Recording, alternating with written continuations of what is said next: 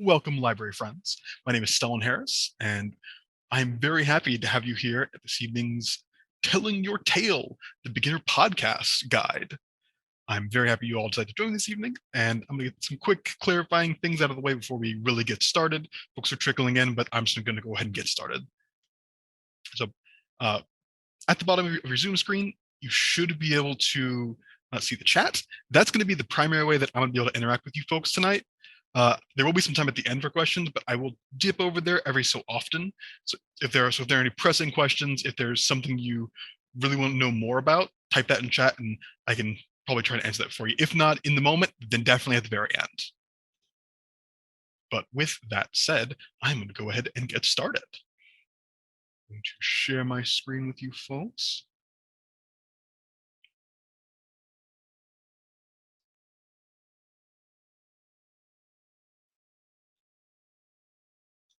You should be seeing the presentation. Yes, wonderful. So again, hello, welcome to Telling Your Tale and also podcasting, a beginner's guide to the medium. And who am I? I am Stellan Harris. I'm that handsome guy. I am the digital branch coordinator at Daniel Boone Regional Library. I'm an avid podcast listener. I listen to podcasts maybe a little bit too much, but that helps because I have created podcasts in the past. As part of my education for my graduate program, I created a podcast in collaboration with the University of Washington. It was an archival podcast that did about half a dozen episodes. It was a bit of a limited series, but I learned a whole lot about the process of making a podcast. I learned about the various things you need. So I have a lot of good tips and tricks for you folks so that I can be, as I've written there, the guide to the wonderful world of creating your very own podcast for whatever reason you might have. But some folks might not know what a podcast is. I imagine those of you who've come here or at least interested might know a little bit, might not know the ins and outs, but for those who might be very unfamiliar, podcasts are a type of like an internet radio program. They're usually created by individuals, organizations. Podcast networks are sort of discrete business organizations dedicated to supporting podcasts, and even some actual corporations make podcasts for various reasons. Podcasts vary widely. There are various topics and genres and styles. If you can think of a way to perform something, there's probably a podcast that's taken a shot at doing it via the medium. Podcasts can be personal, professional. I've seen some diary style podcasts, some therapy podcasts. I've seen podcasts used in all manner of ways, in all styles, to all kinds of people. And that makes a lot of sense because podcasting is very popular right now. I did a bit of research beforehand to get some hard numbers, and there are a number of organizations dedicated to tracking these kind of media trends.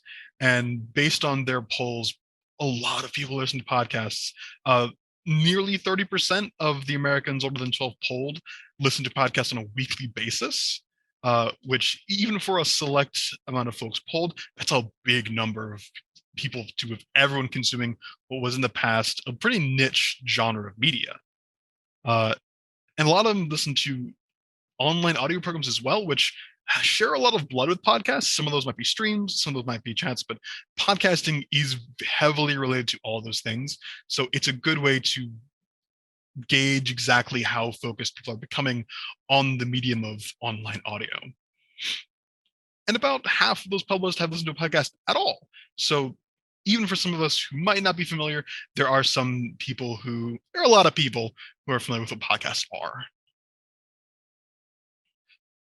And that helps a lot because podcasts are very flexible. People listen to them in their cars, on smart speakers, on cell phones. I listen to a lot of mine via my smartphone.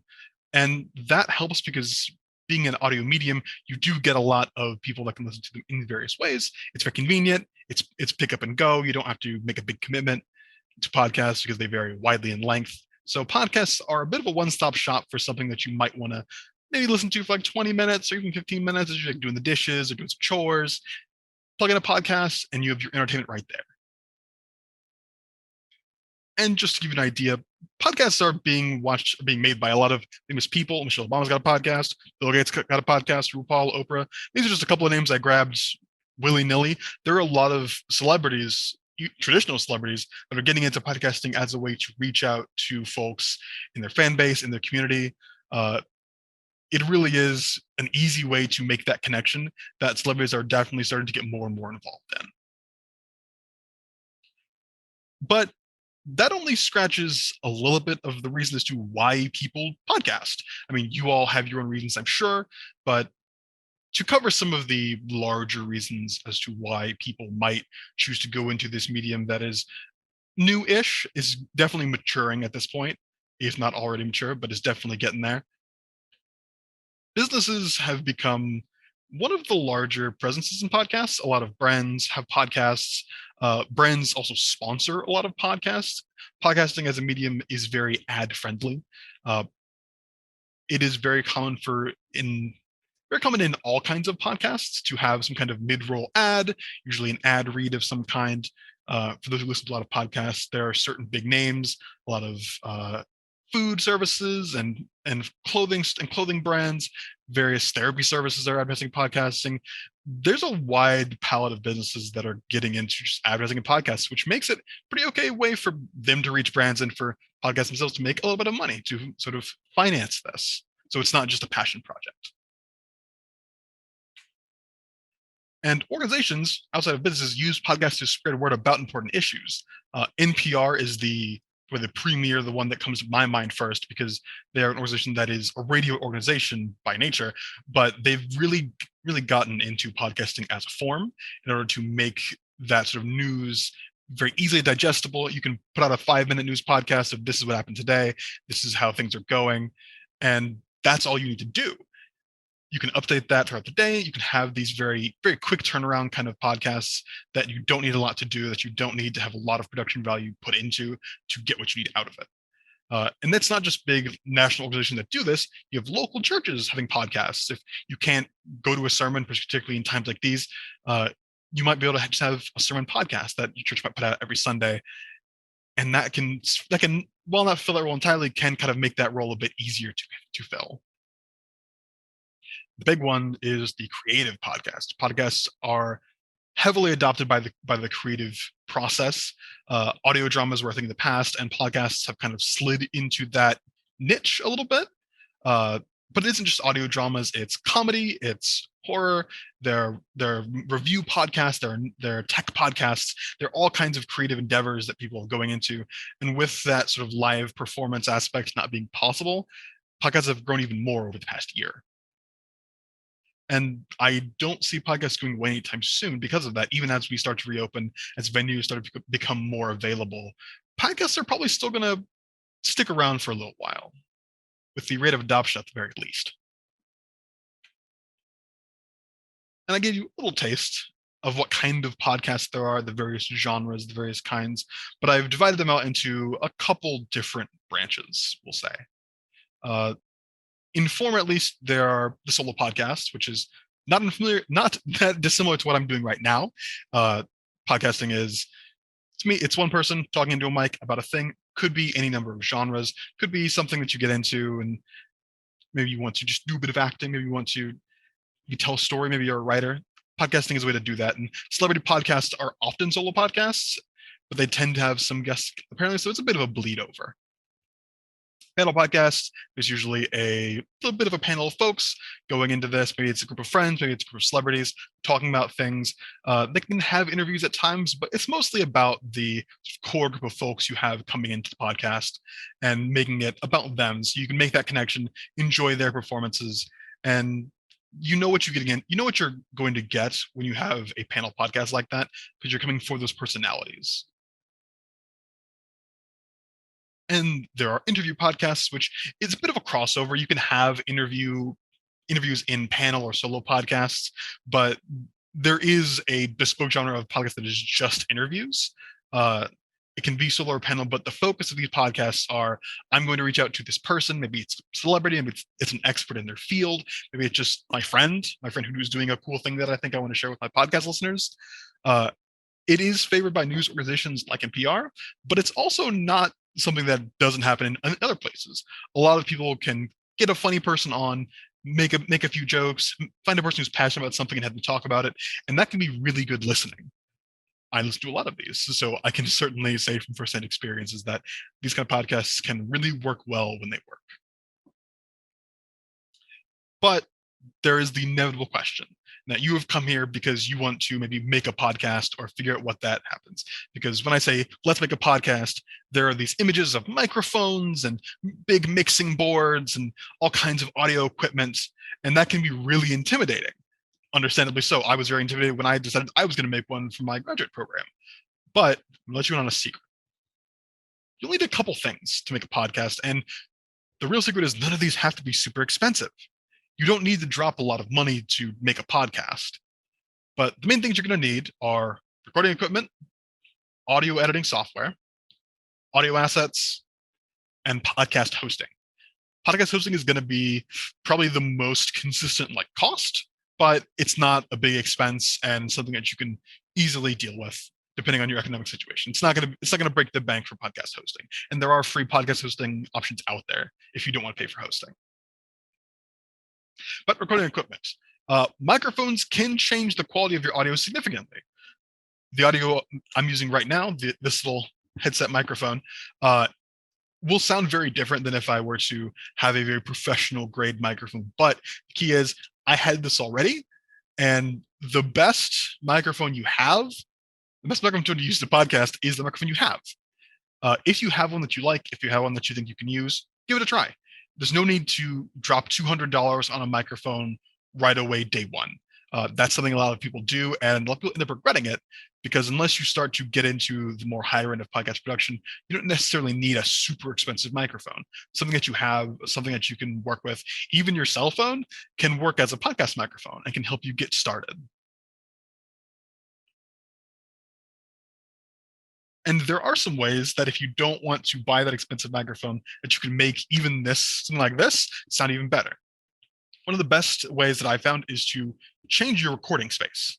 If you record in a place that has some audio dampening, be that blankets or pillows, something on the walls to help keep sound from bouncing, it's going to really change the way your audio sounds. And it's going to help make it easier to edit. It's going to clean things up. It's going to really make your podcast a bit easier to deal with in the editing backend.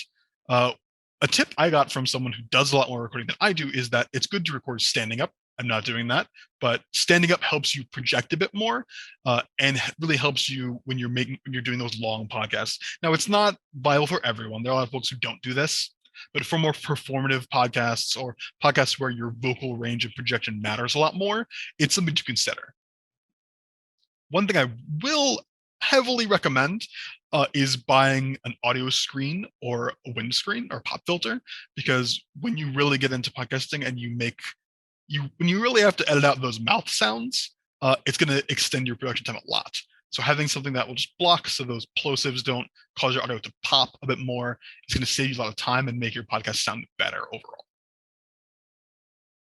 And to sort of prove my point that you don't need a lot, I've given you a bit of the gambit here. I've just picked out 3 microphones based on some lists that I had. I have a portable microphone that's $50. It's USB. It's a USB attachment. It comes with a windscreen if you want it. I think it's it looks like maybe like $10, if that. And that's enough to start podcasting. You can plug that into your laptop and bring that places, or just sit in your apartment and you can record a podcast. Will it be as high def? Maybe. It might not be as much as the more expensive options, but you don't need to worry about that to start. Spending $50 on a mic is an okay place to start if you're just kind of testing this out. And if you don't end up using it for podcasting, you've got a cool mic for your Zoom calls or for your Zoom parties, whatever you want.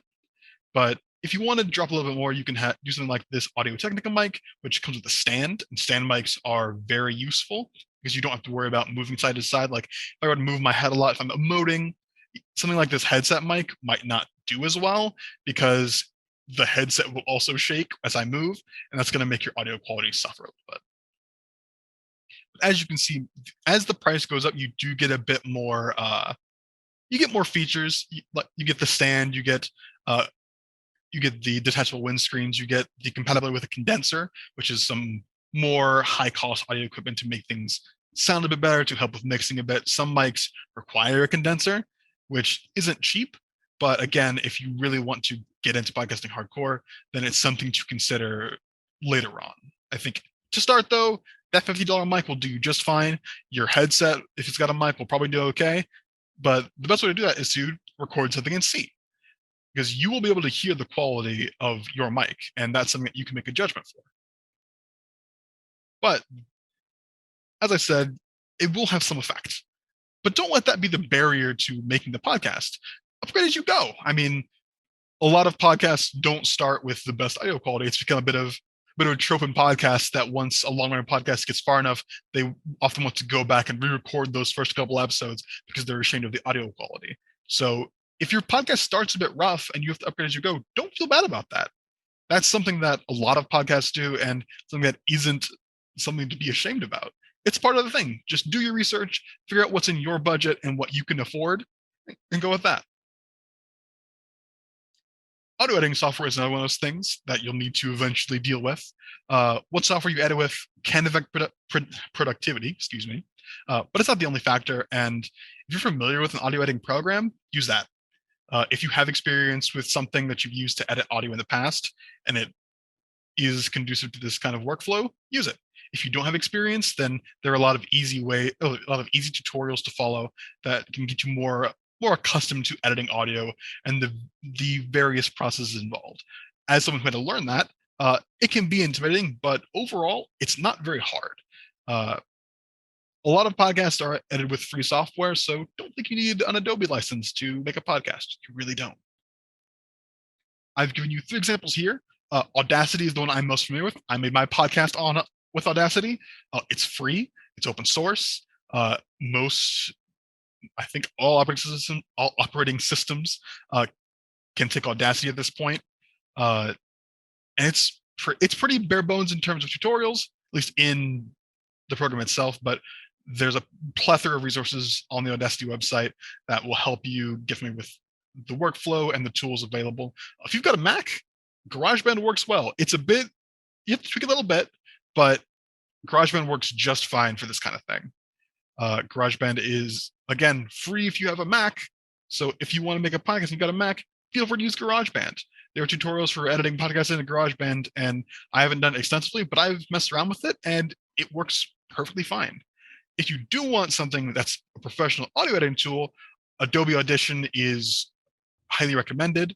It's got a lot of features. It is a bit more intimidating, but once you get into it, it's very user-friendly. You can really get into the nitty-gritty of editing audio with Adobe Audition, but you don't need to. All of these tools will work for you. All these tools are good at different things. All these tools will work for podcasting. So if you don't want to spend $21 a month or $29.99 a month on an Adobe license, don't. It'll just be a different workflow for you.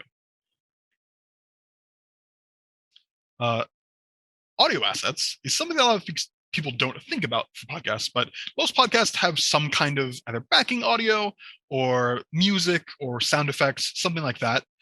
And finding those can be tricky because of copyright. You don't want to use copyrighted sound because that's an easy way to get into some legal troubles. But don't worry, I've got something to help you. I've got 2 websites in particular that I used that I think are really great. So freesound.org is a repository of royalty-free sound effects and clips for use in your podcasts. If you need some clips to build ambiance or to set a scene, this is a great resource to do it with. Free Music Archive is very similar, but it is more focused on music for use in your creative project. It's great for backing tracks. It's great for any kind of music you might need. And again, it's free. You can use it however you want. You use it for commercial and creative projects. And it's got a wide variety of genres and styles.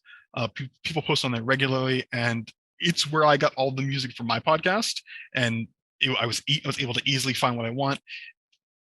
And yeah, I can't speak highly enough for Music Archive. It is a great resource for folks looking to get into either podcasting or really any kind of creative project that requires music.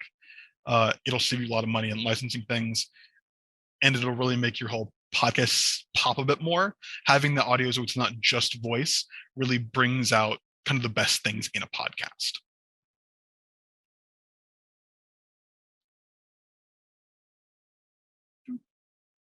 Now let's discuss the most intimidating, I think, aspect of podcasting, which is podcast hosting. So podcast hosting is a bit complicated. I won't I'll do my best to explain it in a way that is sort of simple and easy to grasp. So the way that podcast hosting works is that you will have the audio of your podcast, the MP3 or WAV files of your podcasts. And what the podcast host does is it makes sure that when your audience clicks on either your player or your link, usually through an RSS feed, which is basically just a personalized code that links to where you post your files so it can display and play on any kind of podcast player, be that Podbean or SoundCloud can do it a little bit. Spotify doesn't do RSS feed well, but there are a lot of podcast players that do use RSS feeds just as the way to access content. It is, to my knowledge, the predominant way in which podcasts are disseminated. And it really is a good way to it's a good way to make sure your podcast can be seen by folks who you don't directly send it to. There are a lot of different services. I've put some logos down here: Blueberry to Buzzsprout, Castos, SoundCloud, Podbean, Libsyn. There's a lot of different podcast hosting services, and they all vary a lot. They vary in cost, they vary in capability, they vary in flexibility. Some podcast hosting services will limit the amount of downloads you can do. If you're just doing like a small thing that you don't expect to have like a huge audience, that can be a way to do it. There are some that limit file size or limit the amount of files you can have up at once. There are a lot of different ways that podcast hosts tailor themselves to your content, and in turn, you will tailor your content to what host you use. But hosting is something to think about, and there are a lot of options. The popular ones that I'm most familiar with are SoundCloud, Libsyn, Podbean, and Simplecast. SoundCloud is free. They do have some heavy limitations on their hosting. SoundCloud is originally a music hosting site, but I have used SoundCloud to host podcasts in the past, and it works. It is a bit hard at times to disseminate that. You can embed SoundCloud players, but it lacks some of the kind of baked-in tools that you might want from a podcast hosting service. But it does have the big benefit in that it's free. You can make a podcast, put it on SoundCloud, and have it up that day, which is not a benefit to overlook. The rest of these are more paid services, but they are more directly tailored to hosting a podcast, which does have its benefits. When your service is meant to do the thing you're doing, you can have a lot more support. You have a lot more tools that are directly meant to help you do one thing.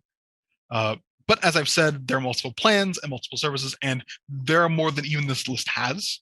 So it's essential to like kind of shop around, see what might work for you, see what you plan on doing with your podcast, and pick a host that will help you do exactly that.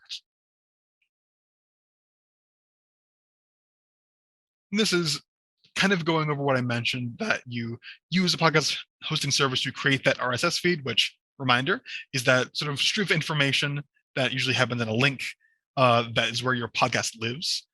You fill in all the details about your podcast, which is the name, the title, the description, show notes for the episode, what episode it is. All these kind of things will live in that RSS feed.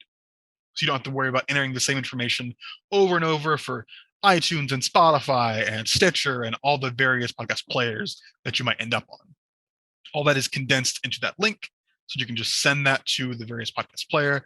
They will usually take some time to make sure that it's legit. You're not a robot trying to send weird spam links to podcast players. It's happened in the past. And then after you're approved, you've got your podcast hosted.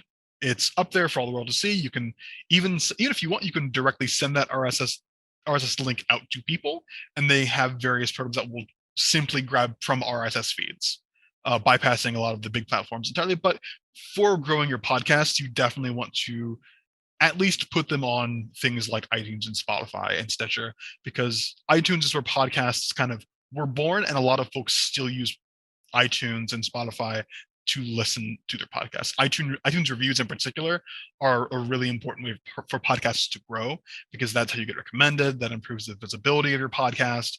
That makes it easier for folks who might be interested in your podcast to find it. Good iTunes reviews are so important that a lot of podcasts will ask for them.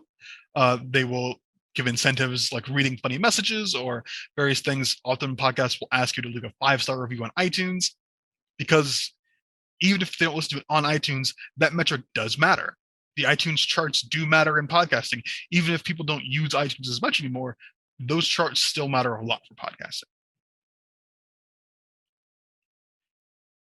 And that's a lot of information I've given you. Uh, a lot of stuff about equipment and hosting and a lot of technical jargon. So I'm going to take a step back because that's a lot. So we're going to deal with how you get started. And I don't mean like what equipment do you buy. I mean, from the very beginning, you need to figure out why you are podcasting. What is the purpose of your podcast? Is this a creative project? Is this your passion project that you're going to take from the written word to the audio medium? Is this a comedy thing that you want to get into? Is this something promotional for a business or an event or your workplace? Is this educational? Do you want to get information that people need to have out into the world? And who do you want to get that information to?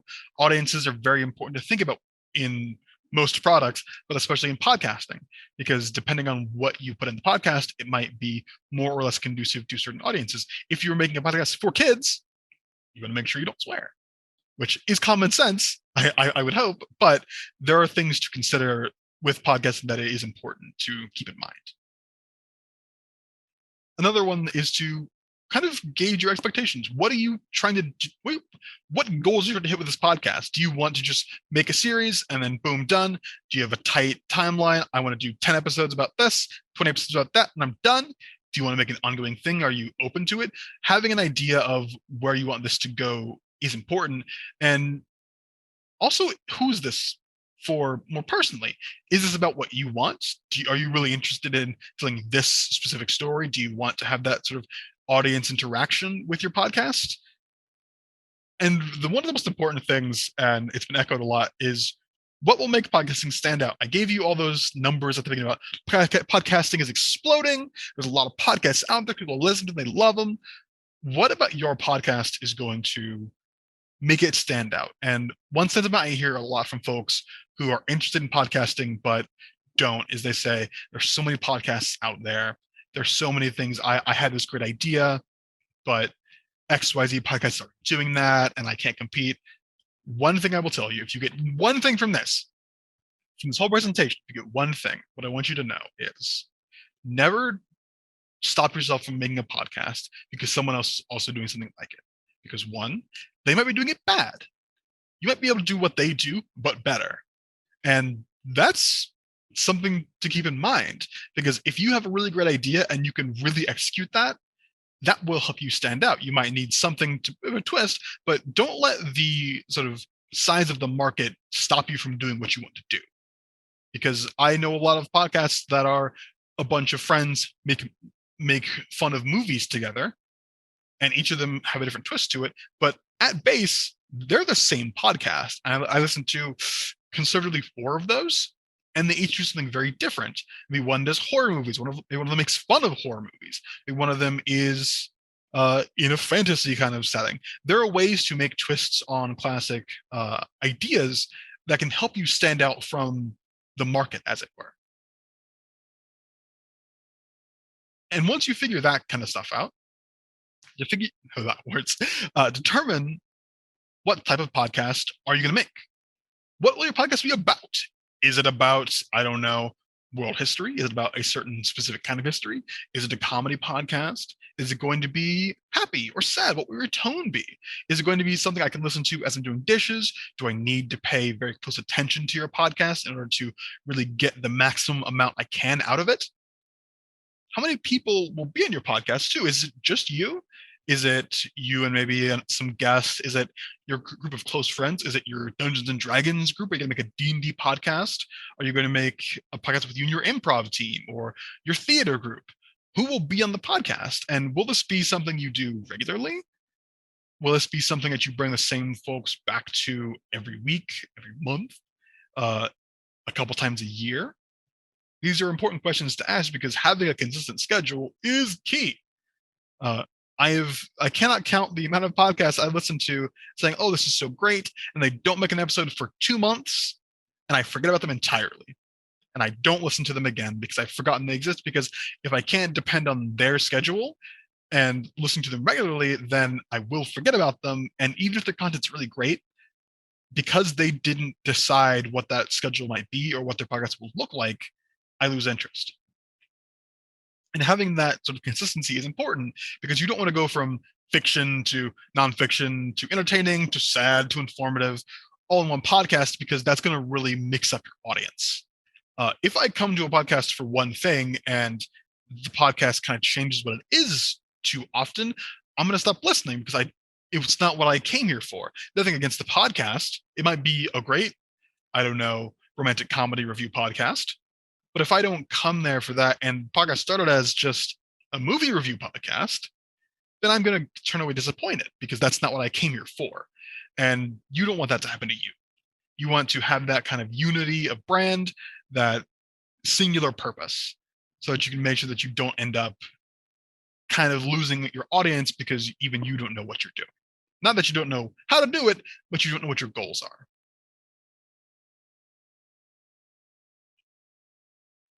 And after you figure out what you want to do and where it's going to happen, take stock of your equipment. As I mentioned, the best microphone to podcast in is the one you already have. If you have a microphone, if you have a laptop or a computer, you're 90% of the way there to making a podcast. But you want to make sure that your microphone is going to work for what you have in mind. If you plan to have an interview podcast, having a headset probably not going to work because only one person can wear the headset, and talking across a table with a headset in the middle of it is not only awkward, it doesn't work too well. And your audio is definitely going to suffer because of it. With that in mind, you want to figure out how much you want to spend on this equipment. Do you have 50 bucks for 50 bucks only? Pick up that mic I showed earlier. If that's all you can afford, do that. If you can't afford to buy a mic, maybe take stock of your options. Does your laptop have a mic? It might not be good, but it might be enough to get you started. It'll definitely increase your editing time, and that audio won't be the cleanest, but there are ways to do that. And taking stock of your equipment before you start is going to help you avoid starting a podcast, getting all your stuff, paying for hosting, and realizing that your microphone either doesn't work or doesn't work well, and now you have to make a big expenditure about a new mic when you might not have wanted to do that in the first place. And with the equipment, again, I'm going to hit home. The recording setup is important. If you're recording just by you, having some pillows on the walls and putting a blanket over your head can be fine. If it's you and some friends, that might be a bit more complicated. You might need to find a small room. I've heard of podcasts being recorded in bedrooms and bathrooms and closets and kitchen tables, all kinds of things. There are many places to record a podcast, but figuring out where yours will be recorded is important to find out at the start. Another thing that's important to find out is what will you use to edit it? Are you going to grab a $20 license to Adobe and be done? Are you going to learn how to do Audacity? These are questions that are important to ask because how familiar you are with the program will kind of inform that. If you've done a bit of audio editing, maybe from a music gig or something like that, and you know how to use Band or GarageBand, that is probably the best intro for you. And like I said before, what is going to make your podcast stand out? Because bad audio quality isn't the thing you want to make stand out. Is it going to be very high production value? Or is it going to be more focused on the people in terms of equipment? Are you going to be on location? These are all questions that are tied deeply to your equipment, because if you want to record on location, you need a mic you can take places. And stand mics and big, expensive, like boom mics don't often handle that well. So that is something to keep in mind. Once you've got that figured out, once you know what you're doing, once you know why you're doing it and who you're doing it for, once you know what you have to do it with, you want to hammer out your details. You want to hammer out a schedule.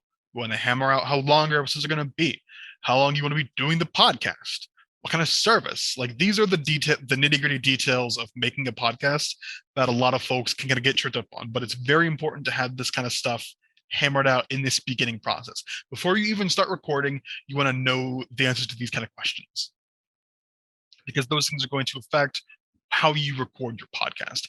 If you want your podcast to be an hour long every week, that is a big recording and editing commitment, and you have to plan around that.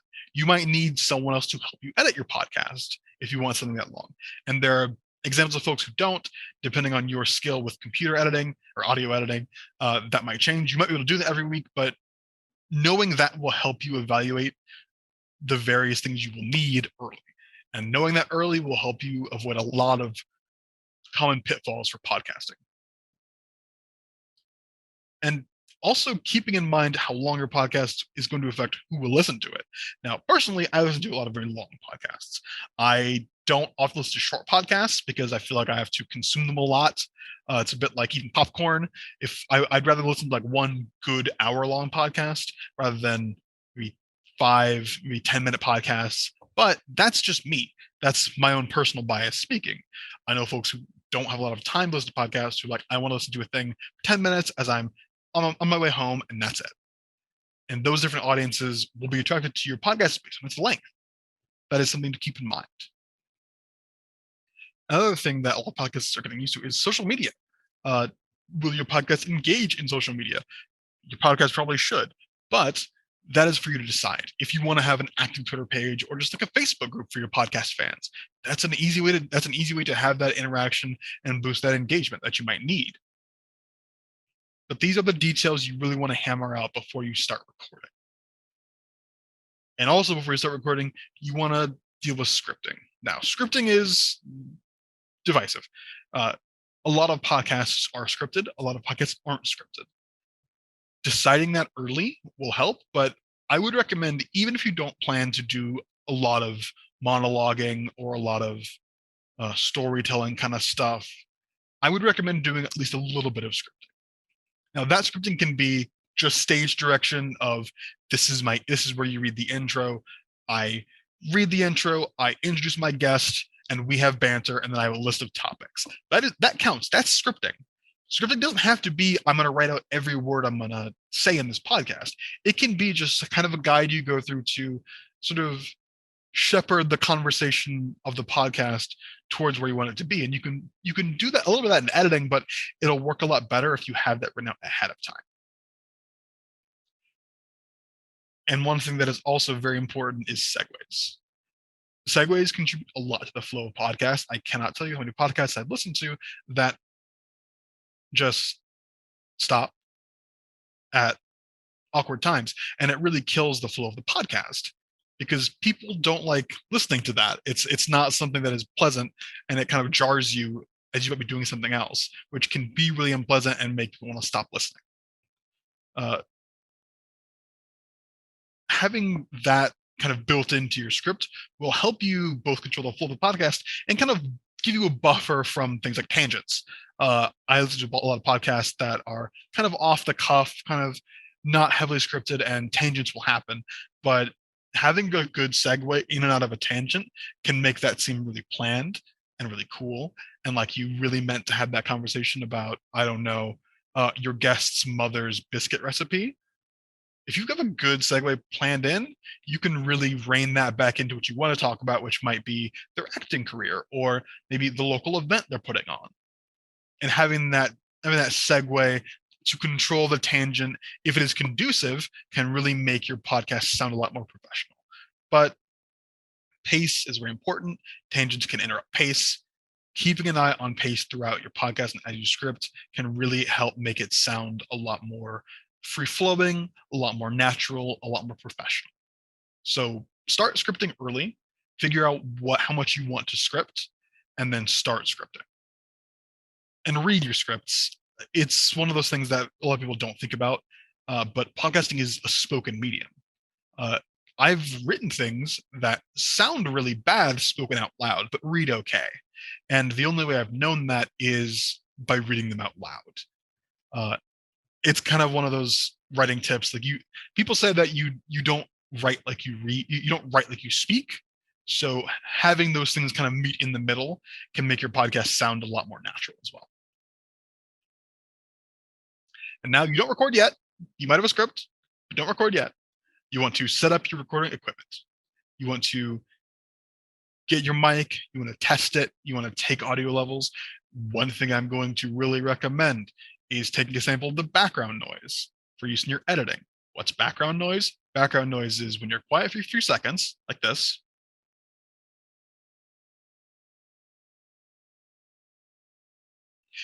like that. Usually, I like to do 5 seconds. That probably wasn't 5 seconds. I didn't time it. But having that room tone can help when you're editing because then it can take away all like the background hums. There are capabilities in I think all these editing programs to help reduce that by sort of filtering out those background sounds. And if you have a good chunk of those background sounds just kind of taken and set off to the side, then it's really easy to edit those out. But we're talking about setting up the space. So you want to find out where you're doing it, get your sound equipment ready, take that background noise, check your sound levels in your mic position. If your mic is too far, you want to know that before you spend an hour talking. If someone can't be heard, if the mic is off or not plugged in right, that is a real killer. So you want to make sure that doesn't happen to you. And another small thing that a lot of folks kind of struggle with is become familiar with the sound of your own voice. A lot of folks don't like how they sound. There are scientific reasons for that, but getting used to the way your voice sounds helps a lot.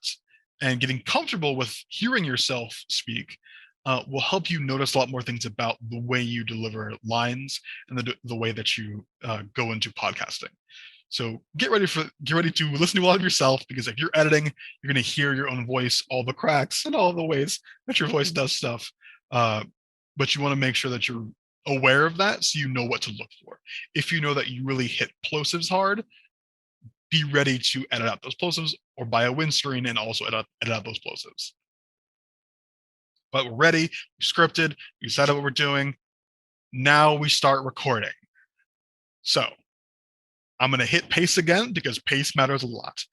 If you talk very fast, you want to be aware of that. I talk very fast, as all of you might know. So there are times in which I have to consciously lower my pace so that people can understand what I'm saying.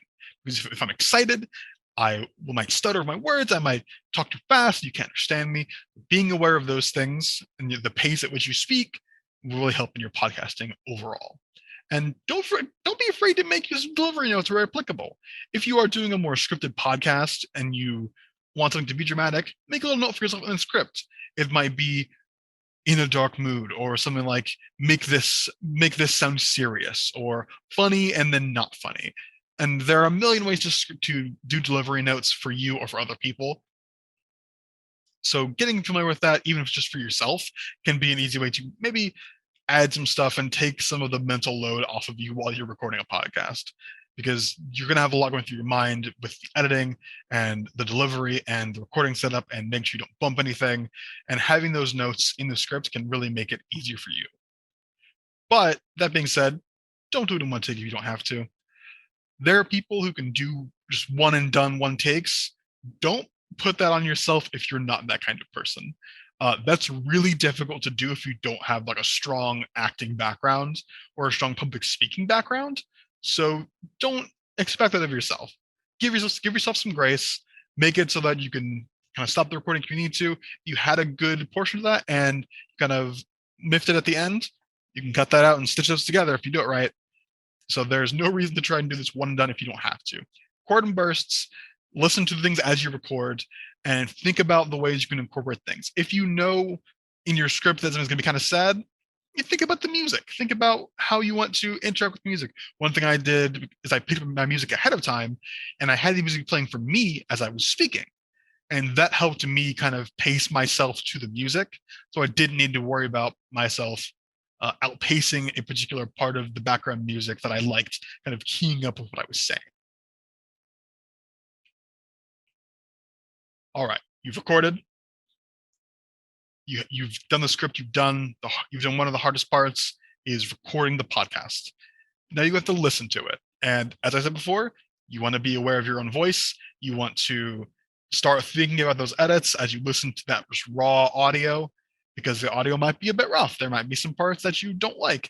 Go back and re-record stuff if you need to. If something didn't sound right, if a line didn't hit correctly, you can go back. At this point, you've not submitted anything to anybody. That take can just die. That take can go away. You can delete that and start over from scratch if you don't like how that went. At this point, this is where you really want to be critical of what you've made. Start thinking about what needs to be edited. If things need to be, I don't know, muffled, if you if your audio was peaking, if your audio was too low. These are the things you want to think about as you listen to that raw audio, uh, and then solidify those musical and audio choices.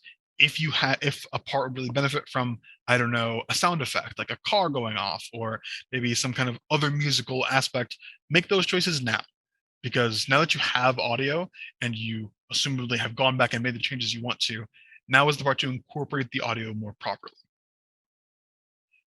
And at that point, when you have that kind of rough, hopefully edited speaking part and that kind of audio mix in there, give it to someone you trust and someone who will give you real feedback. Because that rough cut might be real rough, it might be great, but it's really hard to judge something you've made objectively, because you've poured your heart and soul into it.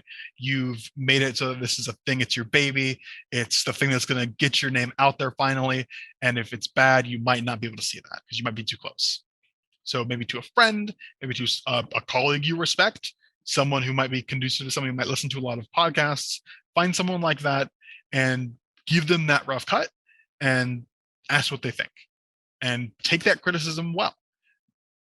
Someone might not like what you've done and there might be legitimate reasons for it. Don't take that personally.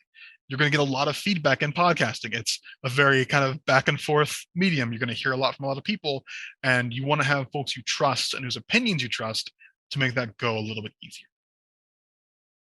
And now is the editing. You want to add in that music. You want to make those adjustments. If you got mouth sounds and ums and ahs and breaths, you want to take those out. You want to get that background noise because you were smart and you took that room tone before you recorded. So you can just filter that out. You want to make things level out so nothing is super loud or super quiet. You want to mix together voices if you have multiple audio tracks. If you have someone recording remotely and they will send you their audio, you can make it so that those kind of mesh now. And you want to take time. Editing takes a long time. You don't want to rush it. So just kind of bake that into your process. Then you want to listen to it and edit it some more. And I know that sounds redundant, but listening to it as you edit it will make things a lot easier to fix. And you will catch those problems that you might have in the past, those things you might not nip in the bud. You'll catch those a lot easier that way. And then you've got a podcast. When you listen to it and you like it, and you trust listen to it and they like it, now you've got a podcast. So you want to write up those show notes for the episode. You want to submit that episode to the RSS feed of your podcasting service. You want to make posts on your socials, maybe do a Twitter blast, maybe hit up the Facebook group. And then you can bask in the accomplishment and that glow, that good feeling of making something, then putting it out into the world that you're proud of. And then you get to do it again, but before that, I have some more beginner tips. So, respect the backlog. What is the backlog? The backlog is the episodes you're going to record before you release any of them. The size of a backlog varies a lot. I've heard backlogs from 3 to 5 to 10, but you want to have episodes in the bank so that if you get sick, if something happens, if you want to interview someone and they can't make it, you want to have episodes in the backlog so that you can push something out that might not be what planned, but is still of good quality. So as you make those other podcasts, it's very important for podcasts that come out on a regular schedule, because even a week's break can be disruptive to your audience. And if that happens too much, you might lose listeners. I will recommend 3. You want to maintain that backlog constantly. You don't want to dip into that unless you absolutely have to. And if you do, you want to replace that immediately. And a bit of encouragement in that your podcast will improve eventually. Nearly every podcast I listen to is rough in some fashion at the start. As your methods and processes and equipment improve, your podcast will sound better. You will get more experienced at making the podcast, but it can be really discouraging at first. And I understand that intimately. During the process of making my podcast, I recorded some stinkers. I won't lie. I recorded some podcasts that weren't very good. I wasn't confident in my scripting. I didn't really have a good idea what I was doing. And I didn't release those podcasts. I still have them, I think. They're probably on a folder somewhere. But that can be really hard. But it was important to learn from that and say, all right, I need to have a better idea of what I want to do. And once I had that, the scripting became better. I was more familiar with recording setups. I was more equipped to do that. And as I went on, each episode got better after those early stinkers. So don't get discouraged. You will get better. If you keep at it, you will make a better podcast than when you started. And as I hinted at a bit, listen to feedback, but don't take everything to heart. Uh, Podcasting is notorious for having some very mean reviews. People will go after your podcast for the smallest thing, uh, but don't take that to heart. Listen to your fans. If your fans are telling you something that is constructive, think about that. Ask the people, those people you trust. I told you to find earlier. Ask them about these issues that if you're seeing the same complaints over and over again, there are two possibilities. One, it's one thing a specific group doesn't like, or two, it might be a real problem. Either way, you should look into those things. That's something you don't want to ignore. But as I said, take them with a grain of salt. You want to get the actionable kind of nuggets of information rather than just this podcast is bad.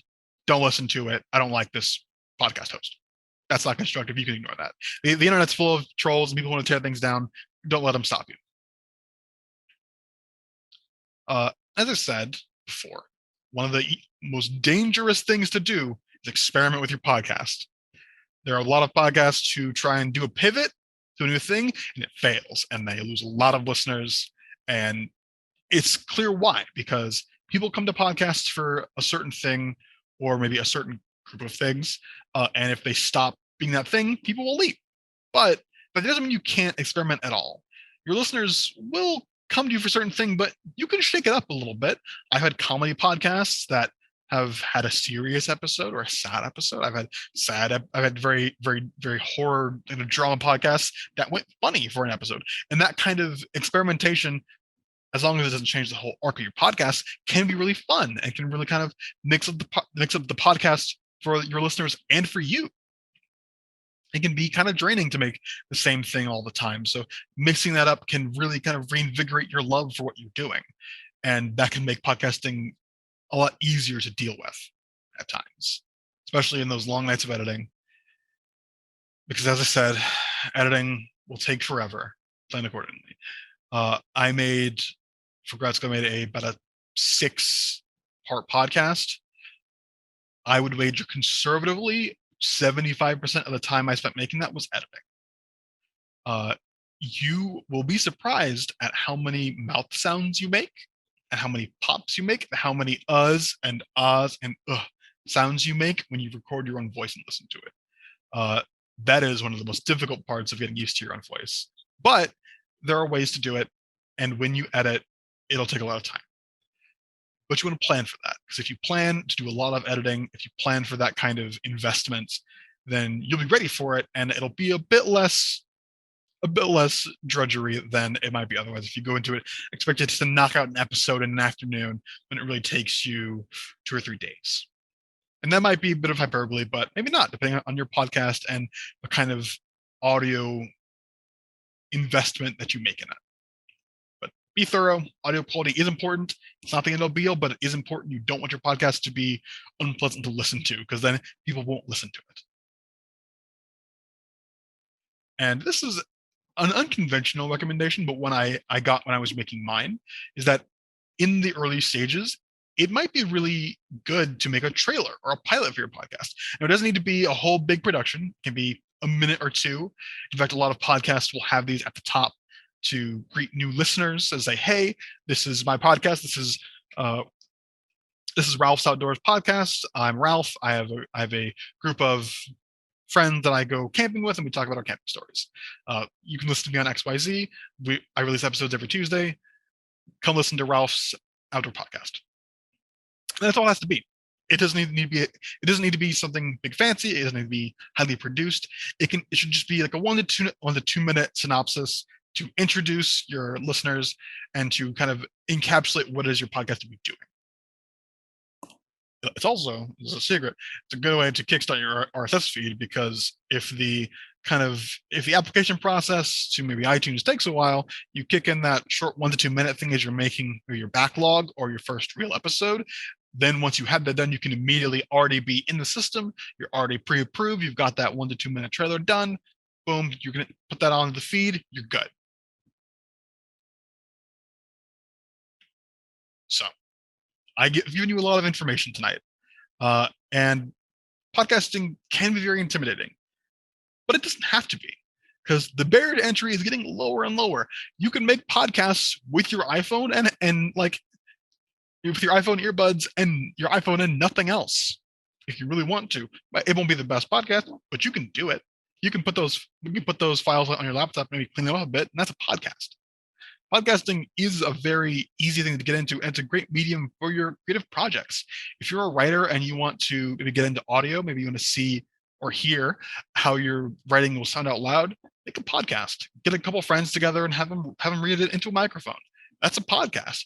Even if it's just for the five of you or the three of you or the two of you, that's a podcast, and that has value. If not to everyone, then at least you, and probably to more people than just you. If you have something you're passionate about and you have something to talk into, you can make a podcast. That's really all you need, is something to talk about and something to talk into. That's it. That's the real secret. You don't need to have all the fancy equipment. You don't need to have a big business plan. You don't need to have a social media strategy. If you have something to talk about and something to talk into, then you've got a podcast. You just have to make it. And the best mic is the one you got. But there are some things that might help. So I've given you a link here. I've made a little Google Doc of some good resources for podcasting. I'm going to drop that in the chat as well.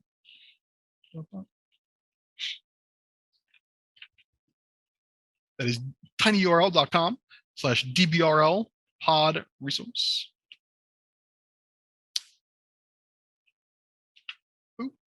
You can follow that, and that should link you to the Google document I've made. It has a list of tutorials and guides and audio resources that should help you get a better idea and give you ways to start with your own research. There are a lot of different things in there. I would highly recommend, there's a series on there by PRX, which is a big podcasting network that I think is a really great encapsulation of a lot of things I've talked about here. I listened to that when I was doing my podcasting, and it'll be something that I think is really helpful to you. I'll open this up. See in there, video guides and audio editing guides and equipment guides. So there are some really good resources in there that I will highly recommend to you folks. But as I was saying, you have all you need to podcast. You know what the process, you know what you need to decide before you get started. You know what your options are for recording and editing and hosting. And you know that you have what it takes to make a podcast, to make the podcast of your dreams. You know how to do this now. And I believe in you. You can make this podcast. So go and make a podcast. Get some friends together. Do it yourself. Start scripting. Get in front of a microphone and make a podcast. If you have any questions for me, I'm going to take questions in chat here, but this is the presentation.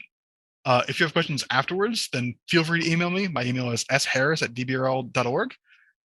And I'm happy to help folks who are looking to get into this. So I'm gonna stop sharing now. And if folks have any questions, please feel free to ask them. Stay in a little bit to answer any questions about the process. But if you have somewhere to go, you don't have any questions, then go out there and podcast. I believe in you. You can do this.